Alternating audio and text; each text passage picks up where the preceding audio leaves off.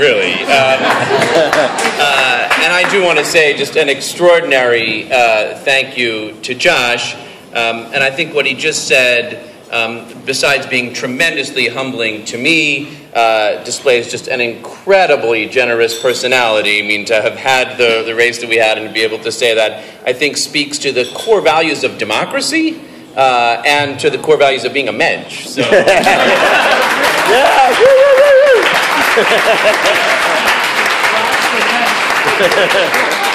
I really am deeply honored to be recognized by Central Brooklyn Independent Democrats with this award tonight. I'm humbled to be in such good company, and I do want to say a word first about the other honorees, a few of them who I've worked with for a long, long time. I've been a partner with Good Shepherd Services for more than 20 years at this point, and their work in Red Hook, in Park Slope, in Gowanus, in Sunset Park, all throughout Brooklyn, and in many ways all beyond the city, really shows not just doing good social service work and being attuned to advocacy, but really taking seriously a core principle of dignity in people's lives in a very profound way.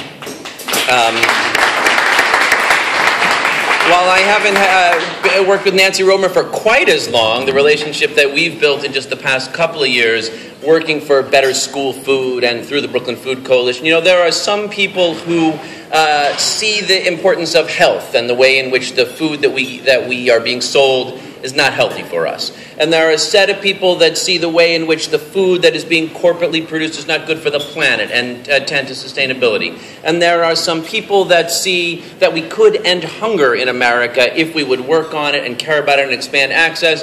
And there are some people who know that the workers that grow it and produce it and bring it to us are exploited and that we need to stand up for them. But there are very few people that bring all those things together. And I want to thank Nancy for the Brooklyn Food Coalition. While we haven't had that much chance to work together, it's great to learn about Carmen Charles. CBID's labor honorees never cease to inspire me as people who are really grassroots labor leaders, continuing to organize in their locals.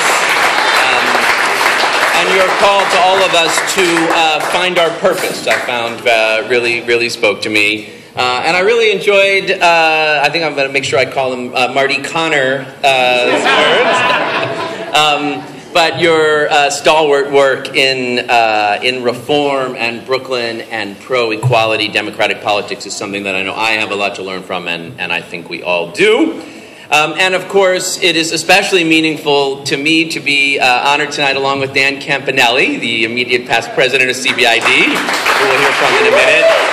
Believe me, I know firsthand what an effective campaigner and campaign manager Dan is, and dramatically prefer to be on the same side. I know it's not lost on anyone here, and certainly not on me, how far we've come over the last 4 years of my first term. I was at the CBID annual dinner in 2009, back at the Montauk Club, and I think that Chuck Schumer, that Senator Schumer, was the awardee that year. And it was certainly not in my mind, I don't think in anyone else's, that I'd be back as the honoree. I thought the best I could aspire to was the tarnished fork. And I really do, again, want to say a very personal thank you to Bobby, to Chris Owens, to Lucy Coteen, and again to Josh, who really has become a good friend, and I'm so honored for the work we're able to do together on so many issues. I do want to say that while I'm honored to receive this award, the moment that I really thought I might be getting somewhere with CBID came at a meeting a couple of months ago where, after a typically tough Q&A session, Warren Miners said, "Lander, a few of us are starting to come around on you." And Warren, I want you to know that I'm clear that I have a very long way to go. Warren and CBID in general have very high standards, and that